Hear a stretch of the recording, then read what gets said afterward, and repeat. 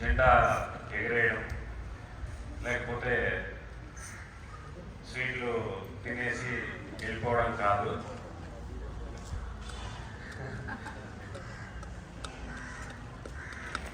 నేను ఒక చిన్న సంఘటన, స్వతంత్రోద్యమంలోని సంఘటన వివరించి ముగిస్తాను. నా చిన్న ఉపన్యాసాన్ని అంటే ఎక్కువ ఉంది.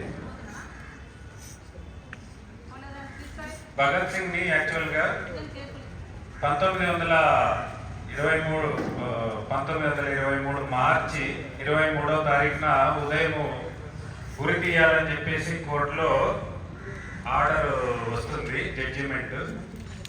అయితే భగత్ సింగ్ ని ఉరిశిక్ష నుంచి తప్పించాలని చెప్పేసి దేశవ్యాప్తంగా పెద్ద ఉద్యమం, పోరాటం జరుగుతూ ఉంటుంది. ఎంతో మంది ప్రజలు, వృద్ధులు, మహిళలు, పిల్లలు అందరూ కూడా జైలు దగ్గరికి వెళ్తారు,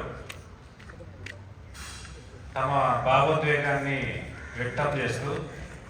అయితే బ్రిటిషర్స్ ఏం చేస్తారంటే, ఉదయం ఉరి తీస్తే తెల్లవారుజామున రూల్స్ ప్రకారము ఆ టైంలో జనాలందరూ వచ్చి ఏమైనా జరగవచ్చు అని చెప్పేసి భగత్ సింగ్ ని నిర్ణయించిన సమయం కంటే ముందే, ఒకరోజు సాయంత్రమే, దానికి ముందు రోజు నైటే ఆయనని ఉరి తీసి, ఆయనతో పాటు రాజ్గురు, సుఖ్దేవ్ వీళ్ళ ముగ్గురిని ఉరి తీసి